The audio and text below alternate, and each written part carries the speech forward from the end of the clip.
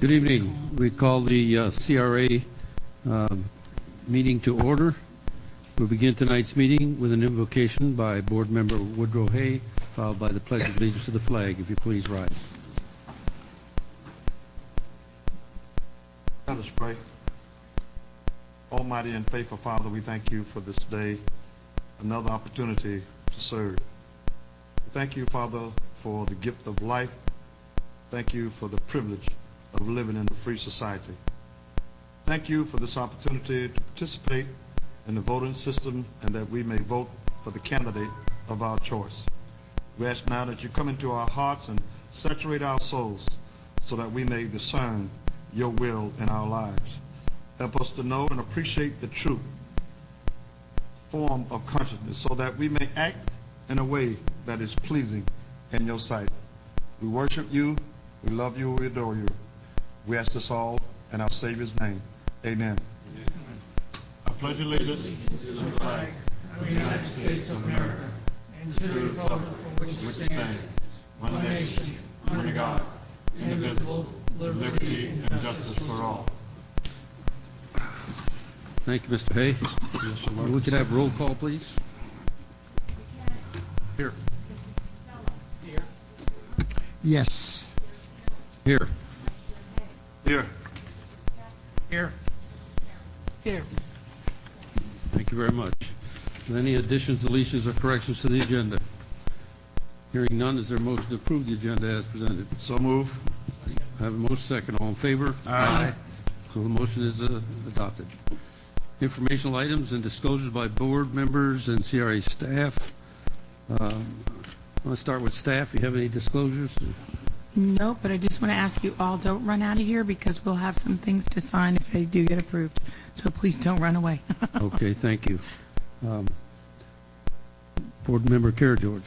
Yes, I don't have any disclosures, but I do have some informational items when we get to that. Go ahead. Oh, okay.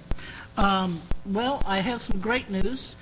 Boynton Beach, from 2012 to 2013, December to December, saw the median home price go from $134,000 to $160,000.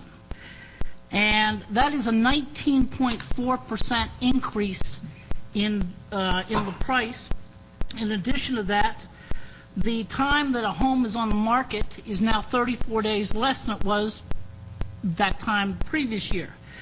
So this is a positive sign for our city. It's also a nice thing that the value is going up, especially when the appraiser uses the January numbers to calculate the value. So it's looking very positive for us. I also want to commend those that were able to participate in the Berry-Free Park. I was physically unable to perform, so I'm glad, and the pictures told a wonderful story. And I want to encourage people to come out and participate in the Community Caring Center's annual walk. This is their 9th annual walk, and there is a reception the evening before. I have another commitment, but will not, for first time in a long time, not be able to participate in the walk, but I will be at the reception the evening before. I also want to thank Board Member Hay has 2 more meetings, this one and one more. And I publicly want to thank him for his service again. He has been a major asset to this board and to the community. Thank you. Board Member Fitzpatrick. No interactions. Board Member Hay. There are no disclosures, but I would like to again say thank you to those who participated in the 5K run walk. I have a nice picture here that was handed to me by the mayor, and has a picture of all of us, and along with Ray Berman. Lord Gorman. Yeah. Okay. State Rep. Yeah. So I think kind of shows who are doing the most sweating there. I don't know whether that means he's in such great shape or what does that mean, but we really would like to encourage more of you to get involved with that. It was a wonderful activity. We had more this year than we had last year, and it seems to increase each and every year. I want to encourage all of you again to come out to the chamber luncheon on tomorrow, which I think is going to be at 11:30. That's another great activity that we should all participate in. Thank you. Board Member Merker. Yes. The key to every community, city, is business, no matter if it's large or small. I've had the opportunity to visit, and I'm suggesting to everyone to visit a very small little restaurant at 412 Ocean Avenue. It's called Ocean Beach Cafe. It's breakfast, it's lunch, it's clean, it's neat, and the pricing. And oh yes, the food is that good. So it's called Ocean Beach Cafe, and I think everyone will enjoy it, and I recommend it. That's it? That's it. Okay. Mr. Casella, Board Member Casella. No disclosures, but an observation, Board Member Karajas says he was physically unable to attend, perform. Well, I had that same problem 3 days after. just to make a note. That's it. Thank you.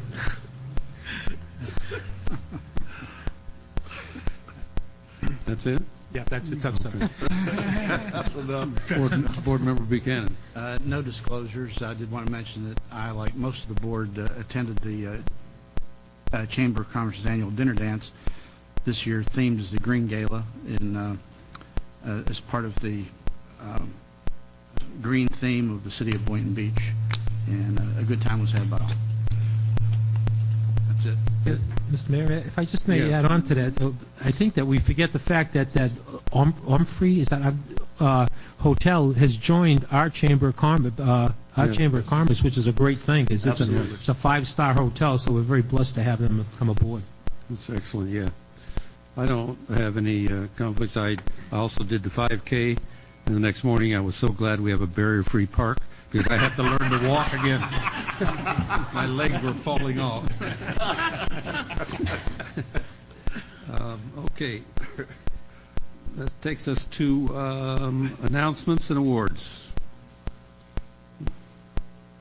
Amy? The commercial broker reception.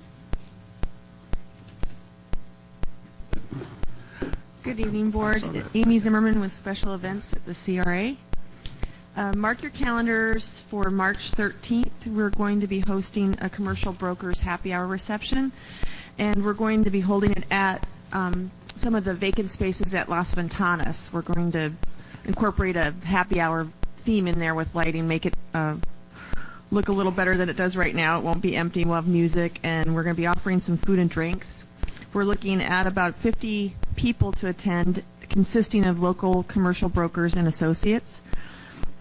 And we're going to be having a presentation that gives an overview of the available commercial properties and development sites within Boynton Beach, drawing more commercial businesses to this area.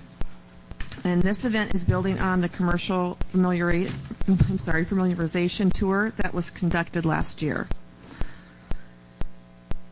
On to Movies in the Park. We just had our second Movies in the Park on Friday, and we featured Date Night with Steve Carell and Tina Fey. We had a better attendance at this one than the previous one. We definitely had better weather than the previous one. Right. And we offered some food to the guests and some drinks. We had Little House there and Maui Wowie, and the CRA also provided some Valentine's-themed snacks and things to the guests that attended. We got some good feedback after, actually, immediately on social networking, saying that people had a nice date night with their husband or wife. We are looking at doing Frozen, which is another animated film. We're waiting to get the okay on the licensing, but that one should get a good draw, as it was just recently in the theaters, and it's coming out on DVD right before we'd have it at our event. So I should know that within a week that that's confirmed. And that is a PG. Let me ask you a question. You brought it up, the licensing. To show the movies, you do have to get licensing Yes. from somewhere. Yes. Okay, And sometimes there's a challenge on new releases Yeah. And this particular one's up for award, so apparently that affects licensing. So I won't know until probably in a week or two before, for sure. Where do you go to get that? The vendor that we've hired to do the movie screen, Knows how to do it? they do all of that for us. It's all inclusive. I have a group that asked me because they wanted to show movies at a place. They wanted to know, did they have to get permission or anything? You know, they go and got the movies from the store, but they still got to get permission to show them, I take it. Yes, they do. Yep. Okay, thank you. Sure. The next one is scheduled for March 7th. That would be Frozen. Again, that's to be determined, but we're hoping for that one. And then the following dates would be April 4th and May 2nd. On to Happy Hour Thursday, Music on the Rocks. We hosted our U2 by UV group, and we, again, had some challenging weather that night as well. I think it dropped 20 degrees in the last couple hours.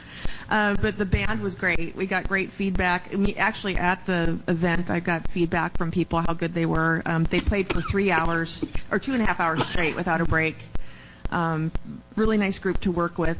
Our next band is going to be Sweet Justice. It's a reggae band in honor of Bob Marley's birthday month. And we're going to be offering food and drink for sale. The food will be of a Caribbean flavor. And we'll have a special rum drink to offer as a happy hour special to the guests. I will not need heating lamps, hopefully, to keep them warm. The following dates are the ones for the following dates for the following happy hours are March 7th, and that is going to be Wonderama.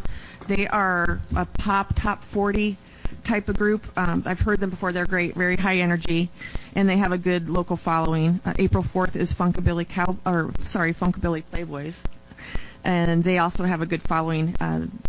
Riverdown is on the 2nd of May, and they are a country band. So mark your calendars for those dates. And then we go on to the Boynton Beach Boutique Market.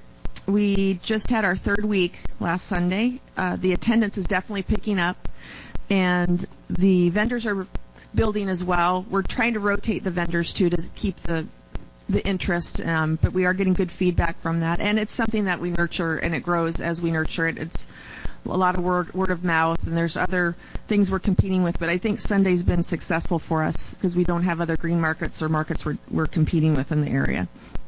And we've been offering live music at each one, too. We have I think a sax player last Sunday, which creates the theme we're looking for, the atmosphere. The dates will run through, I believe we're going through April on this, so each Sunday. I don't know if any of you have had a chance to go by. I have. Yeah. I went by. And so have I. Yeah. Okay. You know. That's all I have. Thank you. Thank you very much. Amy, Yes. real quick, on the familiarization tour, when we have that reception, if we could have our incentive information available like we did before, because that was so successful last year with the commercial brokers. We definitely need to build on that, Okay. and especially in this now improved economy. So definitely have the incentives. Definitely have a. Scott and I will be doing a PowerPoint presentation on the incentives sites available in the city and CRA, and then we'll be doing a packet with the same information to everybody. So Beautiful. Thank you. I just have one question. On any given Sunday, how many vendors participate? I believe we started out at about a dozen. I think I think he had maybe 15 or 16 at the last one. It's slowly building, and we anticipated that we'd have to build on it a little bit because the vendors do communicate quite a bit, and they go where they think the money's going to be. So if one's had a bad day, they talk, and so that's why we're keeping it rotating. But it's gaining the momentum we're looking for. It's just going to take another week or so till we maybe are up to 20, 30. Okay. But we have some great creative marketing ideas that we chatted with the team that we've hired to manage this, and we're instilling those actually this week. So one of them consists of putting some volunteers in fruit and vegetable costumes on Federal. do we have any volunteers? Yeah, I'm looking for volunteers. I've got a few candidates. Thank you. Mrs. Brooks, our executive, I have a question. I got a letter from the church next door where they were kind of complaining that the people that come there park in their parking lot and they have services on Sunday. They wanted to know, and I think they copied you. Are we Yes. addressing that? Yeah. Yes, I'm Where going are to we call on them. I had offered them last year to pay them monthly quite a bit of money, and they denied me. So I think it's odd that now they're writing me. But that's how life is, I suppose. I guess they have a new moderator. It was a different moderator, so they have a new moderator. And she's probably unaware of our former offer, which was in writing, to pay them to use that parking lot. So I will be in touch with her. The market manager has been told not to allow people to park there, to let them know not to park in there, and we're not allowing that. So they're not parking in there. People are parking other places, so we're not having that issue so far. Thank you. I just want to make sure we followed up on Yeah, it. Thank you so much. I will be calling her. Appreciate it. Okay, that takes us to the consent agenda. Any questions? There's 3 items. Approval of the minutes of January 14th, approval of the period ending January 31st financial report, or the monthly purchase orders. Any questions on any of those items? Motion to approve. Is there a second? Second. Most second. All in favor? Aye. Show the motion is unanimous. Okay, that takes us to the public comment. Anybody wish to address the board on items not on the agenda may do so at this time. We ask you to come forward, give your name and address for the record, and try to make your point in a 3-minute period.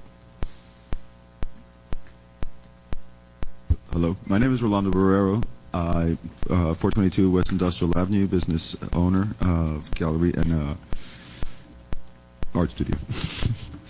I just wanted to come today and thank all the members of the commission that came, and to mention a couple of the names: Mr. Buchanan, Tracy Coffey, Debbie Colstabay, Mr. Merker, Kara George, who came to Art Al Fresco, and to thank the commission for giving us the grant.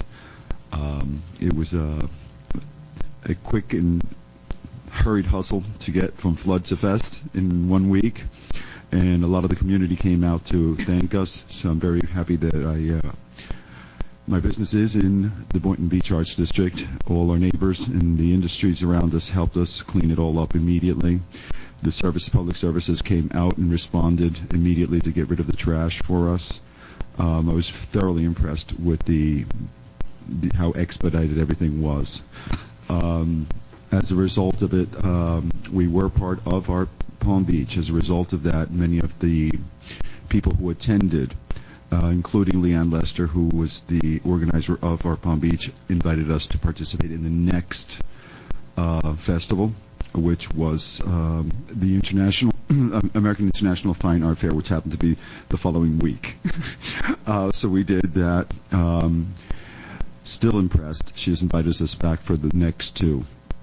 And these are expensive booths that are given to us, anywhere in the range from $14,000 to $40,000, depending on the size of the booth. The first one we got was a double booth, and this last one was a 300 square foot booth. We're very fortunate that we shined and we looked our best, and we've been given extra opportunities to connect the dots with the rest of Palm Beach County. We got a considerable amount of press through the Cultural Council, through the different DDAs, the cities and the towns that had publications and blogs and newspapers helped get our name out there, as well as the Art Synergy name. So it proved that the umbrella organization of Art Synergy was a very good one to forge, and I'm happy, and I would thank my partner Craig McInnes, who's not here right now.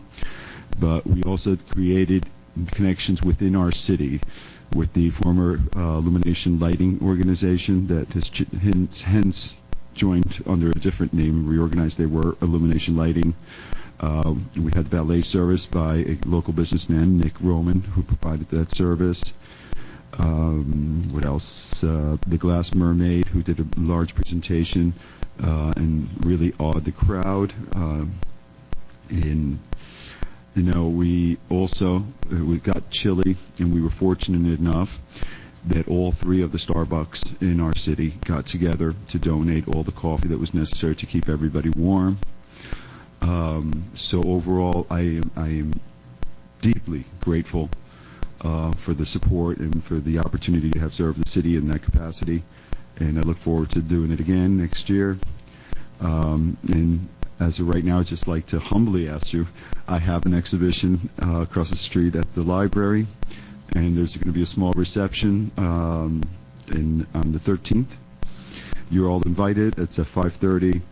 And it also, once again, it's a collaborative effort with two other artists, and I'm sure you're going to enjoy that exhibition. And we are up and running with borrowed equipment at this time. We have not been able to meet the funds for some of the losses that we had incurred, but we have borrowed equipment. And in order not to lose the momentum for the art walks that we provide, since we are still hold the title of the best art walk, we will hold the art walk as scheduled on the third Thursday of this month on the 20th, and we will be providing some of the best entertainment, music, and dance as usual. Thank you. The one at the library, the time It's at 5:30, from 5:30 to 7:30 this Thursday. Thank you so much. I want to commend you for all you did on this work on the art festival. It was really great, and I wanted to know how much we appreciate how you're bringing people to Boynton Beach, to some people that will otherwise not be exposed to this city. So you're a great magnet for that, and I want everybody that you work with know how much we appreciate it. Thank you. Once the dust settles, I will begin to continue a conversation with the CRA, with Vivian, in regards to activating some more spaces and quite possibly bring some of the programming that we've outgrown in the Arts District over here to the downtown area. We've been in many conversations that I haven't shared with her yet with larger people, so we look forward to doing that. Thank you so much. Anyone else wish to address the board on items not on the agenda? Seeing none, we will close public hearing. We'll move to old business. First item is consideration and selection of responses to the invitation to bid for the parking lot on Project Northeast 1st Avenue, Northeast 1st Street, and sidewalk connector located on 208 Northeast 1st Avenue. Good evening, Board Chair, Board members. Mike Simon, Assistant Director with the CRA. The item before you is consideration and selection of the responses to the invitation to bid. And you may remember that the Board approved the release of the invitation to bid at the November 12th meeting. And as of the deadline, the submission deadline of January 16th, the CRA received 10 proposals from contracting firms to act as your contractor or solicit, submit bids for the project to begin subsequent to those approvals and contract approval. After review of the proposals by CRA staff, CRA legal counsel, and the design firm of Kimley Horn, who is our project design firm, it was based on the review. Russo Site Development, Inc. Was determined to be the lowest responsible and responsive bidder under the terms set forth in the invitation to bid document. The project cost as submitted by Russo Site Development, Inc. was $510,435.24. That also includes the section of sidewalk. We're kind of in the title of the the invitation to bid was the sidewalk project parking lot project and sidewalk connector, which is the space that runs on the east side of 211 from First to Ocean, and that was an additional kind of scope of work that includes sidewalk landscaping, bollards, and lighting to connect that pedestrian thoroughfare to the parking lot. So it isn't just the parking lot by itself. So the item before you would certainly be to select Russo if you agree to that, and we'll bring back the contract document for your approval at the next meeting. Is there a motion? Motion to approve. Second? Second. I have a motion second. Discussion? I just have one question. Mike, why is it like 33,000 over budget, or the budget we had planned for it? The budget amount in the fiscal year that was approved was $528,000. Because the 510, the difference between the 528 and the 510 that was bid, in order to cover the 10% contingency under our procurement, we don't have enough in that total budget to do the contract price and the 10% contingency. So that $33,000 is the difference between the two. So the bid actually came in under budget of what we had approved, but if you add the contingency on top, then we're slightly over. And where is that money going to come from?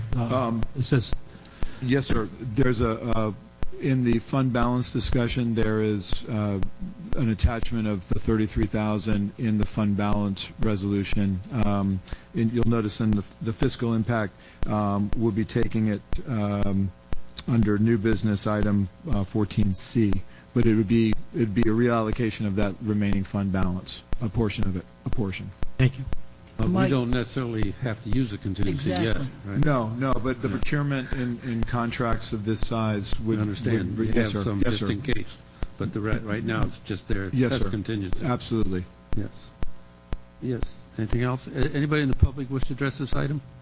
Seeing none, I have a motion to... Oh, wait a minute. I have somebody else.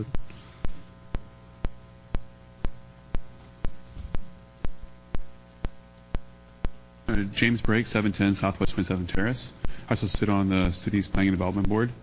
I actually think it'd be a very nice thing to have done. It'll look nice down there, and it will be a good thing to have as we start developing Oscar Madison, to have parking in the area. So I'm very happy that it is being done. I just wanted to state that. So thank you, guys. Thank you. I have a motion second. All in favor? Aye. All opposed? Show the motion is unanimous. Thank you.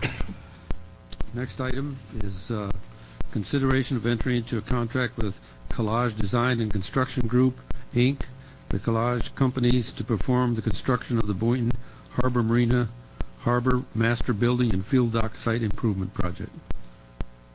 Board Chair Mike Simon again, Assistant Director with the CRA. The item before you is consideration of the contract with Collage Design and Construction Group, also known or doing business as the Collage Companies, to perform the work as outlined in the Harbor Master Building and Field Dock Site Improvement Project. The board selected Collage at the January 11th meeting, and directed staff to begin the contract negotiations with Collage, which we did with the assistance of CRA Legal Counsel and the Collage staff. And the contract is attached for your review and approval. Again, the construction cost, as per the contract, is $974,545 plus a 15% contingency of $146,182 for a total budgeted amount of $1,127,27. We had allocated $1,006,000 in the roughly in this year's budget for the project.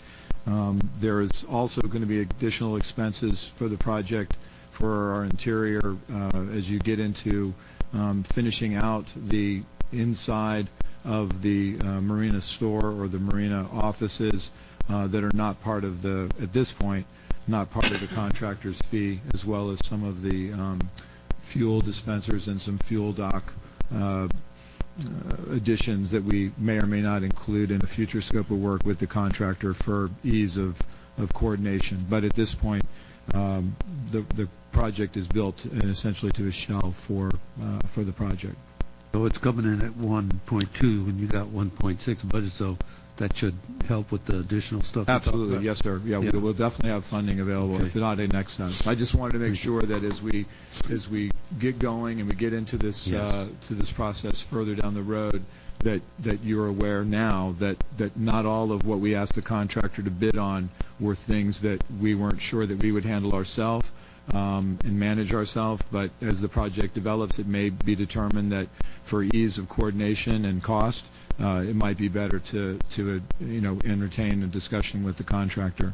But I think if you remember from the bids that came in, the project at this cost is on the lower percentage, and almost it's actually under the estimates that we thought we had for the project. So. Mike, real quick, we're talking about a shell, but we're also talking about the plumbing and infrastructure Yes, for sir. the plumbing No, as well. absolutely. Finishers, countertops. Exactly. We're talking about We're talking equipment, finished work that's going to freezers, be added. refrigerators, Got Coke it. machines, Coolers. coffee machines, desks, things like that. But it's, Is there- walking by, you wouldn't know all of that. Is there a motion? Motion to approve? Second. A motion is second. Other discussion? Just Anybody? just Go a ahead. quick question. Is that, right, this is where the harbor master's office is going to be, right? Yes, sir. The public restrooms, the harbor master office, and all of Yep, the sure. hardscape and landscape. And I have to say that the interaction I've had thus far with the staff of the company that you've selected has been outstanding. I hope that it continues through the project. And will this eliminate our agreement with two judges using their bathrooms, paying to use their bathrooms? Yes. Yes. Yep. Amen. I have a Yes. related question that brought up. Who is the harbor master? Waypoint Marine Inc. is our, we've done successive RFPs for firms to act as an independent company to manage the fuel dock operations and the slip tenancy operations. At this point, it's not CRA staff or city employees doing that operation. Anybody in public wish to address this item? Seeing none, I have a motion and a second. All in favor? Aye. All opposed? Show the motion is unanimous.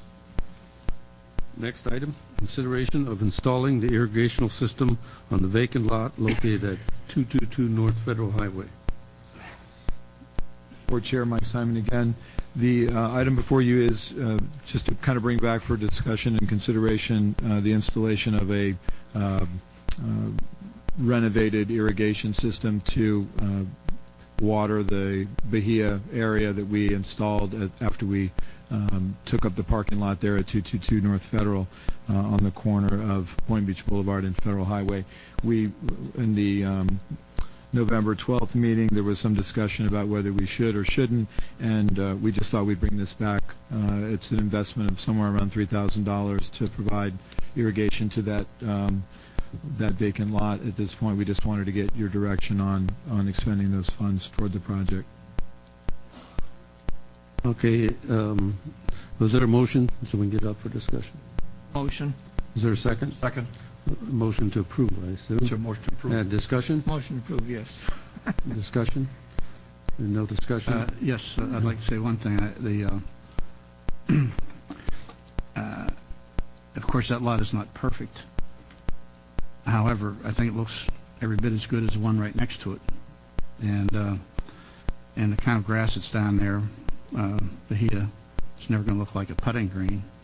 But I think it's sufficient for our purposes at this time. And I'd question spending the money to put in an irrigation system. Question. Yes. What is the cost of water? I mean, what's that? Is it mineral? I mean,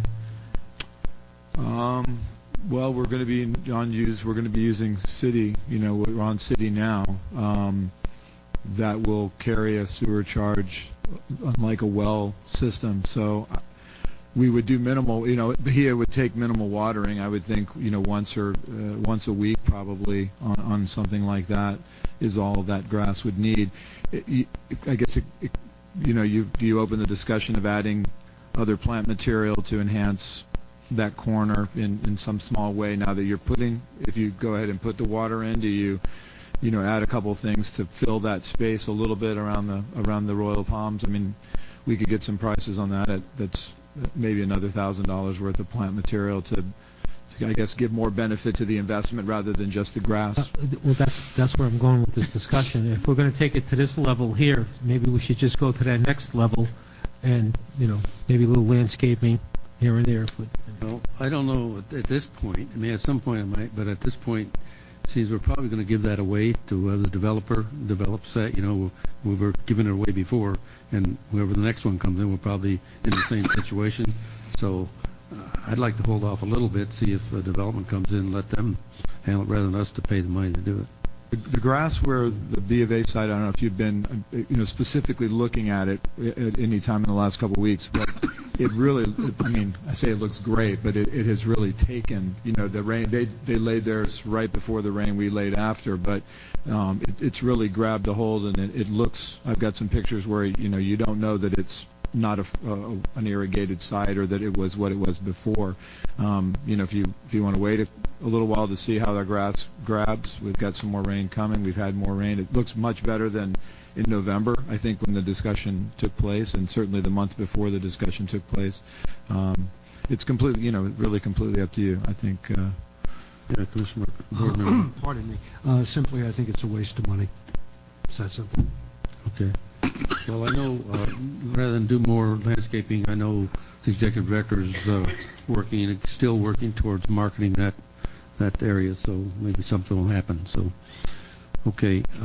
I'd like to just say something. Yes, go ahead. Well, one of the reasons I brought it up was because my understanding was Costa Costa was kind of complaining about the area, what they could see out their windows or something, and the way I see it, Costa Costa is a bird in hand, and all the other stuff is so far been pretty imaginary. So I'd like to keep them happy, but it's not a big deal either way you want to go. I think it's a good point. I think we need to, that's helping them bring in more. And it is a minimal tenants. It's a minimal amount. Yeah. In comparison to the benefit that we would receive.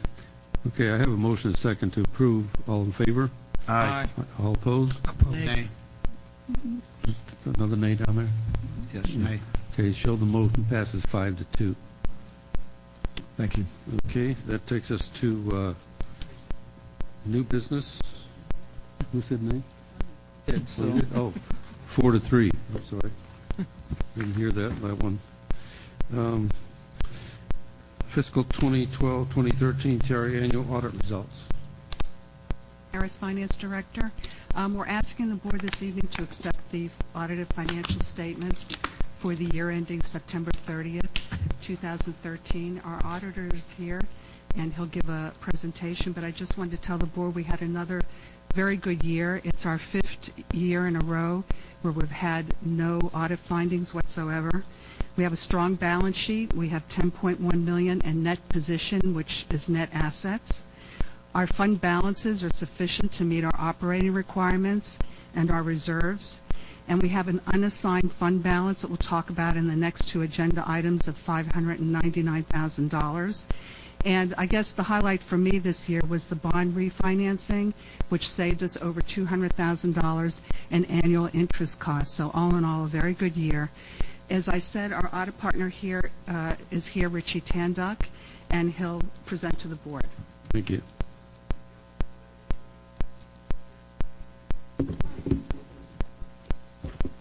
Good evening, Chair, board members. My name is Richie Tannock with Sanson, Klein, Jacomino, Tannock, and Gamara, located at 5805 Blue Lagoon Drive, Suite 220, Miami, Florida, 33126. I am the partner in charge of the CRA's audit this year for September 30, 2013. Before I get into my brief presentation, I just want to thank Vivian and Susan and their staff for another efficient audit. This year's audit continues to be clean. Their books, their accounts, their supporting documents are very well organized, making it a pleasure to do this audit. I can't say that very much with many of my clients, but this one is definitely a pleasure. So thank you, Vivian and Susan. You should each have a copy of my audit results, this report here. If I could just go quickly over the required communications in accordance with generally accepted auditing standards and government auditing standards. On page 1, you have 2 columns there. On the left side is the required communication, and on the right is the response. I'll just go over our responses real quick.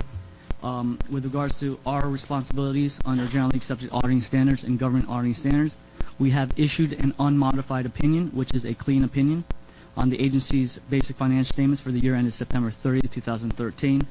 We have also issued our report on the agency's internal control over financial reporting and on compliance and other matters for the year ended September 30, 2013. We noted no material weaknesses or material non-compliance issues, and both of those reports are dated December 31st, 2013. With regards to significant accounting policies, the agency's significant accounting policies are described in Note 1 to the financial statements. The accounting principles that were selected by management are consistent with those prescribed by government audit accounting standards, and the agency's financial statements and related disclosures are clearly presented in a complete manner. With regards to accounting estimates, for the fiscal year ended September 30, 2013, Management's judgment was called upon to establish useful lives of capital assets, and we determined those estimates are reasonable. With regards to methods of accounting for significant unusual transactions and for controversial or emerging areas, we did not identify any such areas during our audit. With regards to any significant and or unadjusted audit adjustments, we did not identify any material audit adjustments during our audit. On the next page, with regards to fraud and illegal acts, we are not aware of any fraud or illegal acts that occurred during the fiscal year involving senior management or any fraud or illegal acts involving any employee that would cause a material misstatement of the financial statements. With regards to disagreements or difficulties with management, we had no such disagreements or difficulties. With regards to any major issues discussed with management prior to our retention, there were no such major issues discussed. With regards to independence, there are no relationships between us and the agency, any related entities, including the city, that in our professional judgment may reasonably be thought to impede our independence. With regards to our audit of the agency as of September 30th, 2013, we are independent with respect to the agency in accordance with the AICPA rules, its interpretations and rulings, and also government auditing standards. And we have not performed any non-audit services for the agency during the fiscal year ended September 30th, 2013 or thereafter. With regards to our management letter, we have issued a management letter in accordance with the rules of the Auditor General of the State of Florida, which is dated December 31st, 2013, and there were no findings noted therein. And lastly, with regards to management representations, we requested certain representations from management that were included in a management rep letter that was dated December 31st, 2013. If you have any specific questions you'd like to ask me about our audit or the financial statements, I'd be happy to address those. Is there a motion to accept the audited financial statements of fiscal 2012-2013? So moved. Second. I have a motion second. Discussion. Any questions? Yes. Commissioner, Board Member So I Fitzpatrick. just want to, I know you said it, I just want to be clear that there's nothing between the city and the CRA. Everything's on the up and up. The CRA is not paying for any operational items or things that should be. Not that we have found, no. So like, I'm curious about, there's a relationship like on the Christmas parade and stuff. So that goes one way or the other, but everything's split correctly as far as. The answer to that is yes. We do pay the city for certain services such as IT services, payroll services, HR services. We do pay for certain facility charges, but everything is paid correctly in accordance with what we should be doing. So we're in compliance. Okay. My other question is, it looks like, there's like close to $600,000 that needs to be parked in more appropriate accounts. What accounts was that $600,000? We're going to get to that in the next items. Well, that's the next two items. I understand, but I'm just saying, that's where we're going to park it, but I'm just curious where it came from. It's just what's left over that wasn't committed or restricted. Okay. Anything else? Anybody in the audience wish to address this item? Seeing none, I have a motion and a second. All in favor? Aye. Any opposed? Show the motion is unanimous. I just want to say, it's not we've proved it, I just want to compliment the CRA. I mean, I've been associated with a lot of organizations and gone through a lot of audits, and very seldom do you ever come up with an audit that doesn't have a couple of findings at least. And for this to be 5 years in a row without a finding is exceptional. That's exceptional work, and I just think it ought to be recognized. So I want to compliment our executive and staff for just an outstanding work. This doesn't come easy. You guys did great. Thank you. Thank you, Board Chair. I also want to thank Vicki Hill, the finance assistant. She's really the backbone of our team. She does a lot of the audit prep work. She doesn't work with Richie directly, but she works with Richie's other staff members, so she deserves to be complimented too. Thank you, Vicki. Thank you. You have a very, very dedicated, organized staff, and I can't tell you what a pleasure it is to work with them. It's wonderful. Okay, the next item is consideration of Resolution 14-01 to establish a self-funded insurance reserve. Yes, let me give you a little background on why this resolution is before you. When the marina was renovated, the slips were renovated, the dock was renovated, utilities were put in. The cost was placed on our books at $725,000 and insured fully at full replacement value at the time of the renovation, which was probably 3 or 4 years ago now. But things have changed in the insurance industry such that certain items are no longer insured. In our case, those items that are no longer insured have to do with the underwater things at the marina, the pilings, the seawall, the utilities that run underneath. So our former and this has nothing to do with changing our insurance brokers. I want the board to know that. This is the insurance industry itself. So about a year and a half ago, under our old insurance policy, we were informed that the $725,000 would no longer be insured. It would be insured at a value of $155,000, which is what it's insured at with our current firm. So there's a difference of $570,000 that in the event of something happening to those uninsured assets, we would have to pick up the cost. Now, what's the likelihood that this would happen with, new slips and seawalls and so forth? Probably not very much, but as we know, especially here in Boynton, things can happen unexpectedly that you can't even anticipate.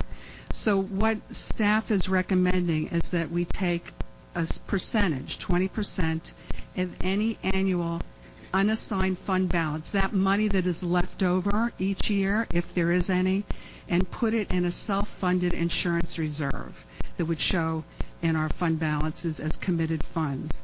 And until we close that difference between the replacement value of the asset and what it's insured at. So that's what we're asking for the board's approval, to establish that reserve and for the finance director to fund that reserve on an annual basis if the funds are available to do so. Questions? A couple of points, please. Obviously, I think it's necessary to self-fund. The only question I have here is the amounts. As you stated, if the odds are we don't believe it will happen, but if it does happen, being conservative and being in the industry, you're saying what is the down payment amount? Is 119 or 155 or? The 20% of the unassigned fund balance this year is $119,813. Okay. So we would take that, allocate that money as committed fund balance for the insurance reserve. Okay. The only thing I throw in as a question to look into, because of the insurance world, the chaotic insurance world, is that I would look every year to see if that percentage of 20% is enough. Because I believe you said the total would have been $575,000. I'm saying that's today. What is tomorrow? What is the next day? So I think you need to research each year to see if the costs have gone up, and then determine if the 20% is enough. That's the main question I have. Is 5 years is 5 years, and I think you just have to research each year. Okay. Chair. Yes. Susan, I had this come up actually in a class that I was in a couple weeks ago when the instructor was complaining about how he had to find money to insure his marina up in Jupiter. And he said, no one will insure it, including Lloyd's of London. And I was kind of surprised at that. And then I thought about our marina. And then when I got the information here, I think we're approaching this the right way, but I also agree with Mr. Merker. Replacement cost changes annually. And we need to check that value annually as we try and fund it. Because we do get hurricanes, and we have a great marina, and it's wonderful, and it's an asset, and we need to continue to insure those things. The structures are great today, but you never know. So yes, I do recommend that we approve this. Any other comments? Is there a motion? So moved. Second. I have a motion and a second. Any other discussion? Anybody in the city wish to address this? Seeing none. All in favor? Aye. All opposed? So the motion is unanimous. Takes to item C, consideration of resolution 1402, budget amendment number 2, fiscal 2013-2014. This is a two-part item. The resolution and budget amendment covers two items. I'll handle the smaller one first. And that has to do with a project fund balance allocation to cover, excuse me, the prepaids from the special event and marketing fees for the Pirates. If I can explain it simply, what happens is the Pirates is a new event for us, held in October of each year. Well, it's held in the first month of the new fiscal year, but all the money is budgeted in the previous fiscal year. So when we cut the checks in the previous fiscal year, it's recorded as a prepaid on our financial statements, but the expense hits the current year budget. So to even it up, I need to do a fund balance allocation to make our budget in this fiscal year correct. That's the first part. That's $667,940. It's a project fund balance allocation. $62,275 for special event prepaids, and $5,665 for marketing Pirates prepaids. The second part is the fund balance, the unassigned fund balance allocation that we were just discussing, the $599,000. If you subtract out the $119,000 we just discussed for the self-funded insurance reserve, that leaves $479,254 for the board to allocate. Staff made 3 recommendations. One is for parking redevelopment, $83,085. And here's the reason it's $50,000 higher than the $33,000 you heard previously. It's to take another $50,000 so staff can start working on the second parking lot, getting that design and engineering going. So he felt, Vivian and Mike felt that $50,000 was the right number to put in there for the second parking lot for this fiscal year to get that going, and perhaps construction, although that would be much more. But that item is $33,000 that we needed from earlier, and another $50,000. The second one is we plan to do a lot more community meetings this year, so we feel we need an additional $20,000. We've already had an HOB community meeting that was very successful in October. We're planning the commercial brokers meeting, and Vivian, I know, and Mike have many more in mind, so we'd like to put some more money in so that we can hold those community meetings as need be. Yes. He finishes. The third item is to place the balance of $376,169 in property acquisitions. So those are the items before the board tonight. The resolution is worded such that if you reallocate any of these funds, the resolution would hold because it's based on your allocation. I would just change the backup exhibit to according to the board's vote. Murphy. Yeah, the only question I have is, I guess it's dealing with the reallocation. When you think and you plan on doing reallocation, are you planning to do the total amount when you think, or just a part of the amount? And if your thought process is doing part of the amount, is it maybe a good idea to think of doing the total amount? Well, and I know you may not be able to dot the I and cross the T. Right. This is for the total allocation of any funds that we have left over from the previous year. But the board can decide, I believe, if you wanted to, I don't know, think about $250,000, maybe not allocate that, and want staff to do some research and bring it back, we could do that. No, the only reason I bring that is, and this is, everyone has their own way of thinking of how they handle money. But I look at it that if, by dotting the I and crossing the T, I'll use that term again, that I'd like to make an assumption on the total amount and have that ready versus saying, well, we'll have at least a percentage of it. And This is the total amount. Okay. We would be allocating the total. This recommendation is from for staff the total. is the total amount. And you see no. Okay. But if there's any other direction from the board, we would recommend that you allocate all of it, but you can allocate it how you see fit. Well, I want to discuss that. Yeah. Okay. When I when I met with Vivian and heard about this, the $599,000, and I'm agreeing with everything that's gone so far up to this point, and I believe we're sitting now with $376,000 towards purchasing other properties, Property right? acquisition. Yeah. Mhm. So when I heard about that, and I recalled that at our last city commission meeting, when we talked about the demolition of the old high school costing $254,000, I think it was, and we had no idea where that money would come from. So we're going to put that off to our next budget year. And but now we have an opportunity here. I talked with Vivian, and I said, well, one thing, would you be willing to put some money towards that so we wouldn't have to dig into the city budget, because I don't know where we're going to find it there. And she said that would be up to the board. She'd be willing to do that. And I said, well, I'm really opposed to $254,000. When I looked at all the stuff that they had listed to get to that point, there was like $25,000 for profit and different things like that. And I said, I think this could go a lot lower. And even if we got the fire department to do it. Well, evidently there's some problems with the fire departments because of the asbestos and stuff like that.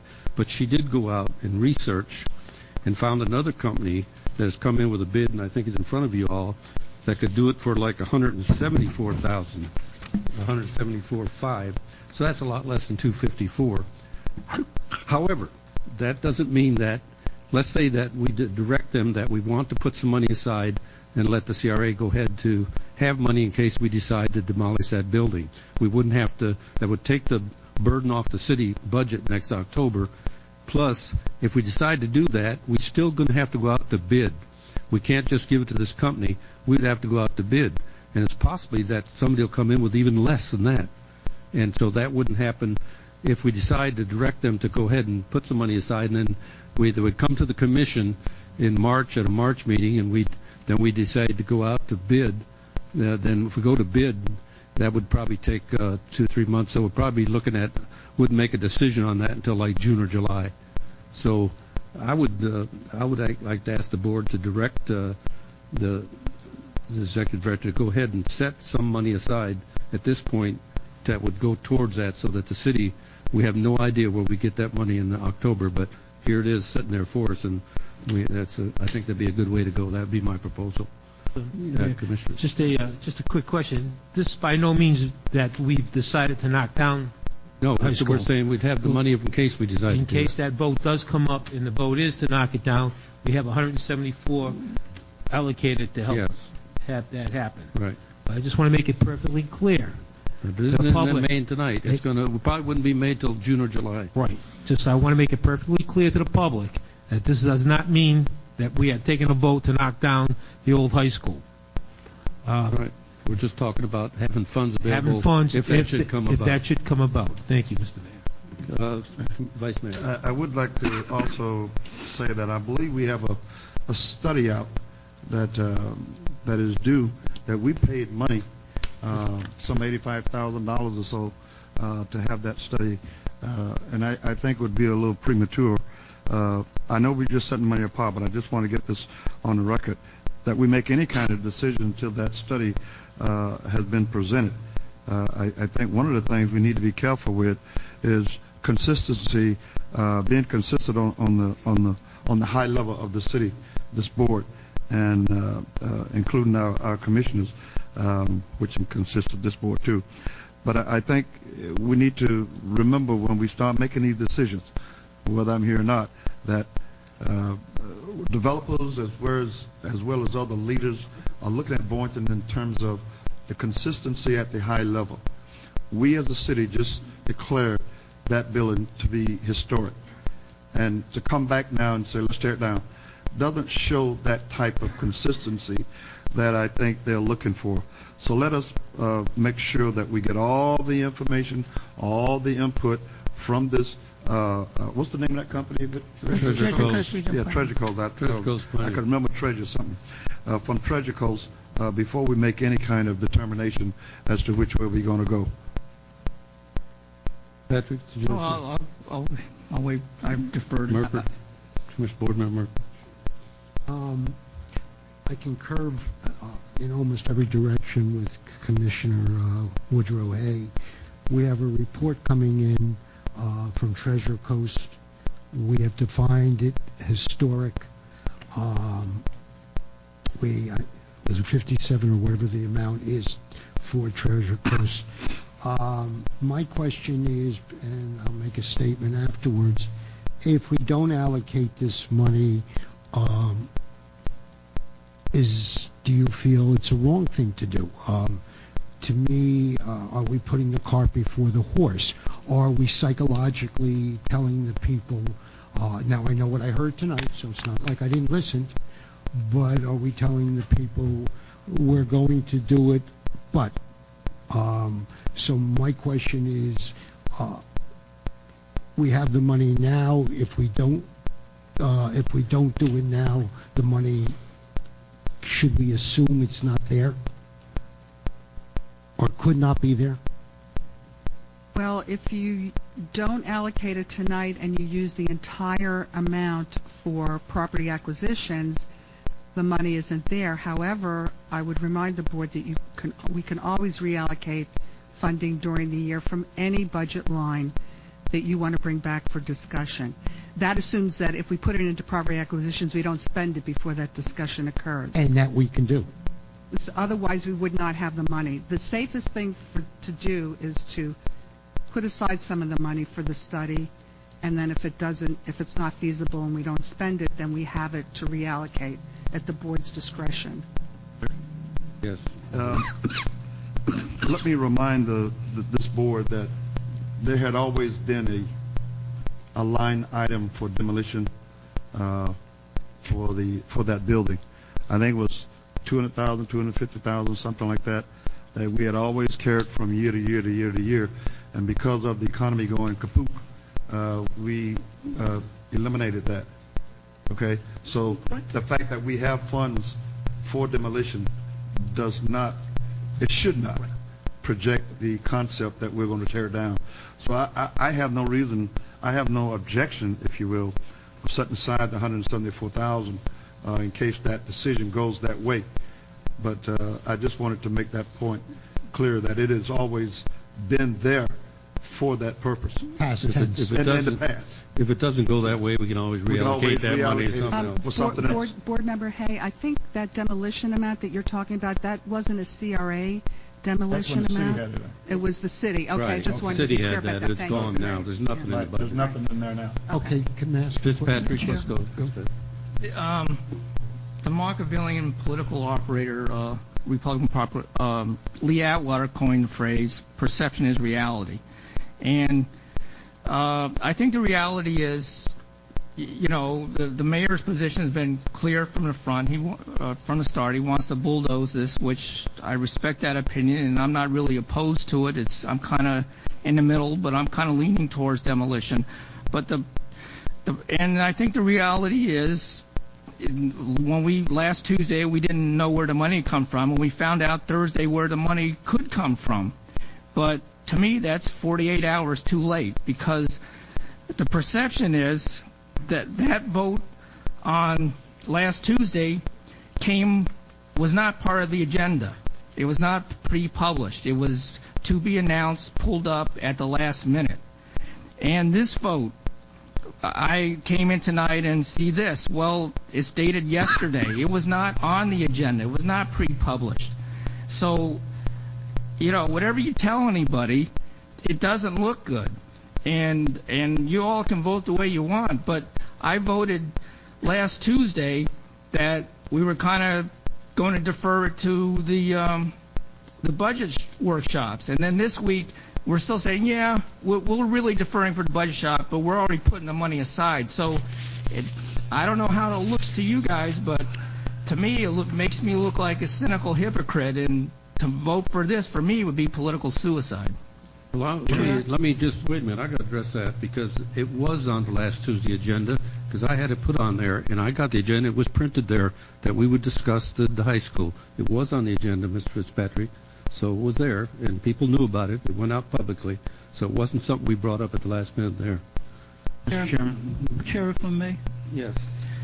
I want to point out a couple things. That building is a city building. It is owned by the city. I have a problem with this.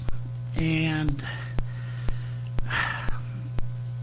I know where I want to spend the land acquisition money because we want to do a cottage district and we want to do some things on MLK. And we wanted to do that for years. So I know where that needs to go. But this looks like the CRA is bailing out the city from a taxpayer standpoint. And I know it's all taxpayer dollars at the end of the day, but the CRA is a separate entity by statute. Also, CRAs cannot use their dollars to do what is normally a function of a city, and that's under statute as well. So we're real close to that line, and I've had discussions with the executive director about this. We're up to the line. We're not over it. We're not violating statute, but we're real close to the line there. And Vice Chair Hay made some very good points that I was going to make about consistency. The city commission designated that building as historic, not the CRA, the city commission. The city commission entered into and was working with a architect. I can't bring myself to use the word developer, but an architect on that, and now we're in litigation. And I want to be as far apart from any litigation as possible. And I have concerns with this. And we can do an allocation at a later date. We can do allocations at any time during the year, correct, Susan? Yes. Okay. And I think the timing of this is wrong tonight. I really do. Thank you. Mr. Chair? Yes. Mr. Buchanan. Yes, I agree with Mr. Carey George about wanting to keep us away from litigation. And we don't know what the result of that litigation is going to be. But if we're a party to demolishing that building, and the result of that litigation could have been to do something to allow that architect to try to fulfill his side of the agreement, and we can no longer do that, then I believe we could become liable also, as well as the city. So that's one concern. Another concern, of course, is the historic preservation and the message we're sending to the public here. But Susan, you mentioned a study. Did you mean study? You said to fund a study? When you were just talking a minute ago, you said this thing to do would be set aside some money to fund the study? Or whatever you wanted to do. I was just using an mean example. As far as... It was an example. Okay. But property acquisition is, of course, very important. And property values are turbulent right now. Some are getting higher. And I would like to keep that money in property acquisition in case something comes up that we do need to make that acquisition. And however, this board still at that time has and if the city commission or there's progress towards the demolishment of that building, we could weigh it at that time. So I'd just like to keep it in property acquisition, and we can always reallocate if we feel that that's appropriate at the time that it becomes an issue when the city commission has said yes, demolish that building. Board Member Merker. I believe, on the record, I have probably been the most consistent about being against the high school, keeping the high school. But the statements from Commissioner Hay, Commissioner Fitzpatrick, Board Member Buchanan, and Board Member Carey George, all of them puts thoughts in my mind and questions in my mind. It's not a matter of me personally changing my feelings about it, but I think timing is everything.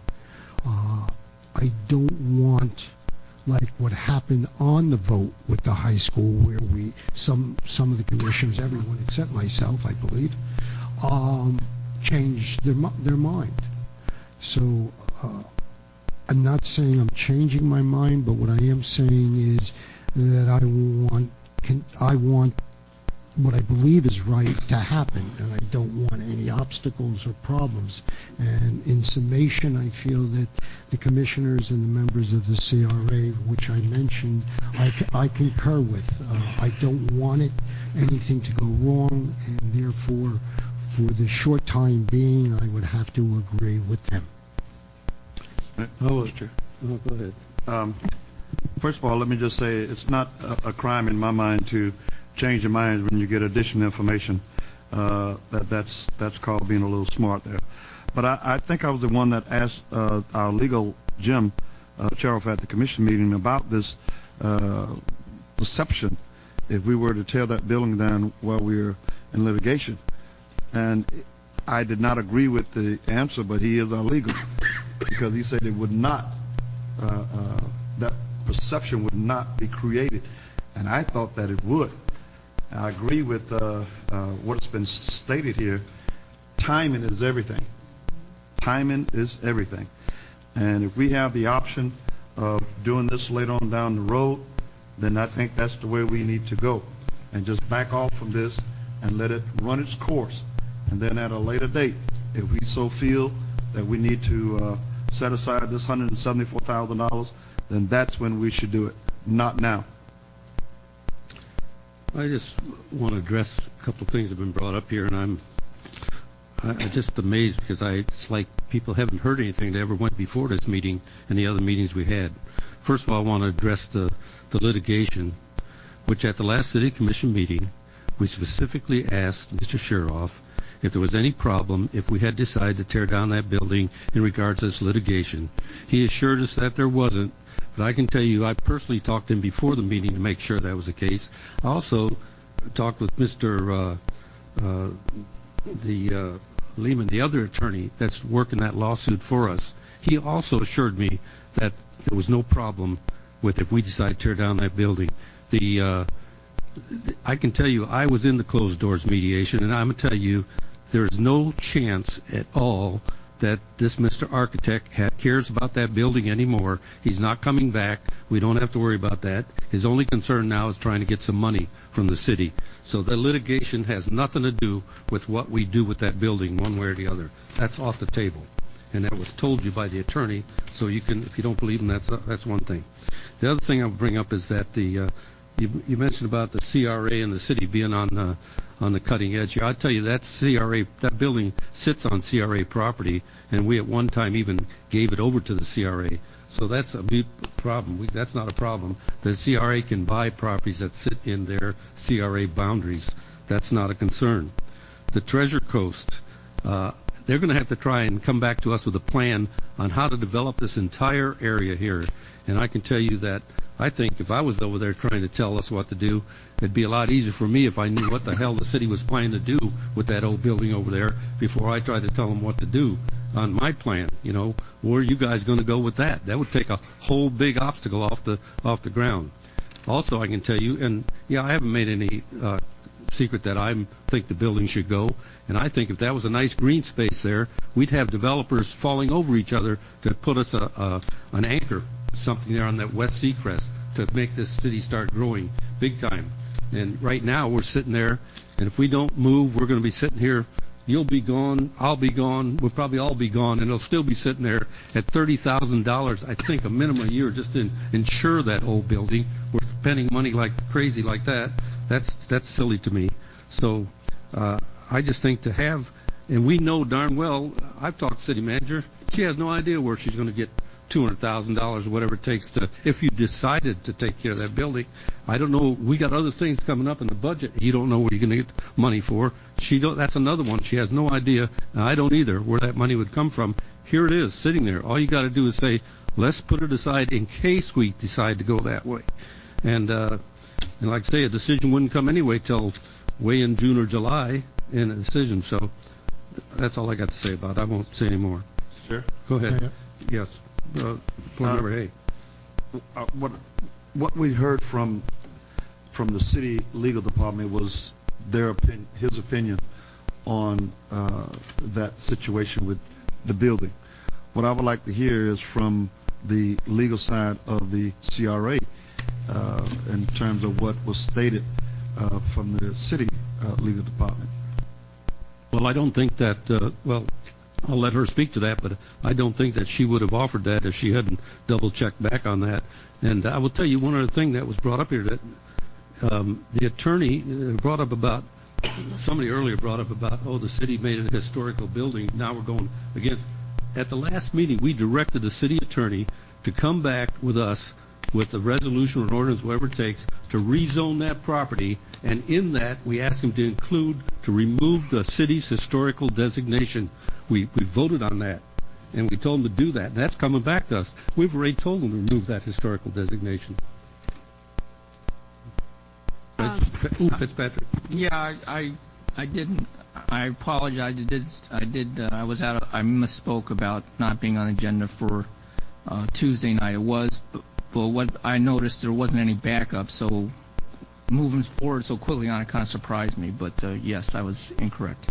No problem. It was just for discussion. Yes. Commissioner Portman Merker. I understand the mayor, and I understand the fellow commissioners. And though I was not on the commission and didn't participate in opinion in the past X amount of years, and I speak by being the most consistent on my votes on the high school. We're 4.5 months away till June. I don't want to panic. I don't want to rush. Each one of us has our own valid opinion presently and in the future, and I think it was Commissioner Hay that just said before, the idea of one learning and changing his mind is an astute thing, because none of us know everything, and when we hear other people's opinion, that's why I'm for workshop sessions, by the way, that there's nothing wrong with a short delay. So though I am consistently against the high school, I still feel that because of what went on, and because of this lawsuit, and because of who knows what else, and none of us can guarantee in blood that something will not happen, I emphatically feel that 4.5 months delay will not hurt us, the city, and the CRA. Mr. Mayor? Yes. I would like to ask the clerk at the next meeting to come up with Mr. Murky here pontificates on how he's been so consistent on this. I would like to have every vote that's been taken on at high school since this new commission's had a sitting, and how we voted, how each individual voted. And I want it brought to the next meeting so we can verify all this consistency. Thank you. And I hope that you do it, because it's so simple. It's called recall in memory. Mr. Chair? Okay, yes. I'd also like to request that we instruct our CRA attorney. Hold, let's I can't hear him. I'd like to. He's not talking. I'm sorry. I'm a little froggy tonight. He's out of order, sir. Go ahead, Mr. Buchanan. I would like to request that we request of our CRA attorneys to evaluate our legal position as a CRA, if in fact, not if we were to allocate it, but if in fact we were to actually pay and have it torn down. I'd like to know whether or not we do have. I understand city attorney said we don't. I've worked with attorneys my whole life, and I'm sure our attorney right now at the end will agree with what I'm about to say. You get a lot of varying opinions from a lot of attorneys, and on top of that, the law is very fluid, and what is true and accurate today may not be tomorrow because case law changes everything. So I would like for our CRA attorney to examine our vulnerability. That wouldn't be any problem. He can do that, but if you allocate the money, he can always come back. If he says you can't do that, you can just reallocate the money. You're just Chair, withdraw can I it. make a suggestion that might maybe split the baby, I don't know. We are going into the workshop and the planning with Treasure Coast, and some of that will include, looking at that building and the viability of it or the lack thereof. Perhaps we set the money aside, and when that's over, and if there is no possibility of that building being used, then we could take that money and use it to pay the city to tear it down, because the city's going to be the one that tears it down, not us. And prepare that site for redevelopment. That would be what our money would be used for. Just understand, the money would be used to prepare the site for redevelopment. That's what the money would be used for. That would be not for demolition, preparing the site for redevelopment to get it out there. So, but let's make it clear that we're going to make sure that through this planning process that building doesn't have any viable use. It can't be used. There's no economic value. That we've crossed those T's and dotted the I's, as everyone here has said. But if you want to set the money aside, and once that study's out and done, that supports your position, and the money would be there, and then at that point, we could do a transfer to the city once they've done their bids.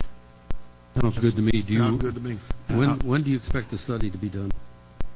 You guys just approved it at your last meeting, so we're going to set up our first planning meetings with staff, and then we'll set up, try to set up dates with you guys for the charrette, which is a public meeting on a Saturday. At some point, we'll try to get your schedules with Sylvia. I'll have Sylvia do that. So try to get that date, and that's really the outcome of that will be, is that really going to stay a part of the town square or not part of it? And then that's really what we're looking for. What's your guesstimate of a date for the report? We're looking probably April for that charrette. Yeah. And then they have to do some work after that, so it'll probably May, June. Okay. So we can hold the money, and if, whatever way it goes, the money will be there anyway, and we could reallocate it one way or another. If it doesn't go for demolition, preparing the site, it can go for... Works for me. Works for me. I would still like, though, for legal opinion from our attorneys as to our fiscal responsibility. We can get that. You don't think we'll settle by then? No, he wants from the CRA's attorney to say. Yeah, noted. We will look into that. Thank you. Here, also, the way Vivian worded that covers us with statute. Yes. And that was my biggest fear, because I do not want us violating statute. I understand. And it's the way she worded that protects us immensely from that. I understand. Yeah, for redevelopment. Do we need, you got direction, or you need a motion? I We need a motion would like for the to, rest yes, of it. and I would like to specify the amount that we're setting aside for that, Vivian. If you look at these two estimates here, I would say the amount was going to be $175,000 on the high end. It may come in lower, so 175. I would feel comfortable with that. So, Board, with your approval, all the items will stand, with the exception of property acquisitions. I will set aside $175,000 for the old high school, whatever we call it, and subtract that from the property acquisitions, $276,000. That balance will still go into property acquisitions, correct? Is there a motion to that effect? I so move. Is there a second? Second. A motion second. All in favor? Aye. All opposed? Nay. Nay. Nay. Motion passes 4-3. Thank you. Okay. Takes us to consideration of Resolution 1403, release demolition liens assigned to CRA by the City of Boynton Beach for the paid demolition of the former Boynton Terrace development, NKA Ocean Breeze East and West. Board Chair, Board Members Mike Simon, CRA Assistant Director again. The item before you is a consideration of Resolution 1403 to release the demolition liens that were assigned by the city to the CRA for the demolition of the former Boynton Terrace project development. This has some lengthy historic journey and past, and hopefully my write-up gets into some of the specifics of that, as well as your involvement as either former commissioners or citizens. But the hurricanes and the 2 years in a row, you may remember, damaged the building such that the city had initiated the demolition on the project, as well as amount about $206,000 worth of code liens and engineering liens. And subsequent to that demolition, the CRA was asked to accept payment or make payment to the city for those demolition liens, and the city assigned that value of $371,536.44 to the CRA, and they kept their code liens and subordinated their liens on the property behind the CRA's demolition liens. Fast forwarding all of this to a redevelopment, replatting of the Ocean Breeze West site into 21 single-family lots, all of the wonderful advancement of those homes with Habitat and the land trust. We're up to, I think, almost all but about 3 are left to be completed. And in the research of title for some of those closings of recent, and mainly, I believe, because they are going to individuals that are outside of Habitat's bank of buyers. You know, Habitat holds their own mortgages, so their acceptance of certain clouds and certain, I think, ideas and relationships with the city and the CRA are maybe less forgiving than an independent bank would be. So the discovery of these liens still sitting on this mass kind of property between the two sites, Ocean Breeze East and West, was raised, and it was noted that this is still sitting there. I believe at the time that the CRA board awarded Habitat the RFP for the development of the site, transferred presumed ownership at that time with no expense to Habitat for the redevelopment of those 21 homes, that it was then the intention of the CRA to have released those liens, or certainly subsequent to the project beginning would have done that. The developers agreement, bless you, the development agreement calls for the CRA to deliver clear title as part of that developers agreement with Habitat. In order to do that, we'd have to go through this process of releasing the lien. I'm sorry. Is there a motion? Motion to approve. Is there a motion and a second? Sorry. Any other discussion? To go through all that. Good job, Mike. All in favor? All in favor? Aye. All opposed? The matter is unanimous. It was crystal clear. Next item is consideration of purchase and development agreement between Booz Development Group, Inc. and CRA for properties at 1000 and 1010 North Seacrest Boulevard. The item before you, actually, in front of you, there's an amended one, and this actually, the only thing that changed substantially is the development timeline, and I had, the one that you have in your packet was basically my shot at the dates, and without input from development staff or Bose Development. And so basically what you have before you now on page 8 is the right timeline based on Nancy Burns' input and Henry Dirksen from Bose. So that development timeline, which is 18.3, section 18.3, that's one of the substantial changes to it. And they are in agreement with these changes. In fact, they are in so agreement they actually signed the agreement. The other substantial portion of this agreement is there is a reverter clause. They will not get the property until time of construction loan and construction permit approval, and we will have them come before us for design approval of the site and the building. So you will actually have input on that before it gets to the city. So that is another item in here. That is item. What item is that? I have a lot of items. Mark, I'm going to take you to the hospital.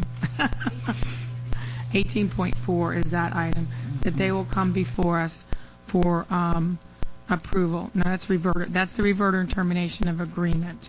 But we do have design approval of the project. So that will come before you. I know that was something that's 18.1, seller design approval. That's 18.1. Okay. So this has been reviewed by Bose. It's been reviewed by Nancy. Good evening. Good evening. You represent Bose. Yes, sir. Are you agreeing with the changes? We are. Thank you. Henry Dirks and Bose Development Group, 5789 Northwest 151st Street, Miami Lakes, Florida. Thank you. You're welcome. Is there a motion? So moved. Second. Motion second. Any other discussion? I'd just like to, and we've had this discussion a few times, Vivian, the structure that sits on the property now, that's going to be our responsibility to take down? Just the structure, that's all we're doing. And They'd asked for more things like compacting the soil and underground utilities, and I said no. That was their first shot at the document, and we said Was this agreement that we had to knock down the building, was this a contract that we had with the company to knock it down? Was this already in place before this Yes, company? this was contemplated before any of this came before us. Okay. Yeah, And so far as utilities and compact soil, that's out of the question. That's not out of in the there. equation now. Not in there. Okay, thank you.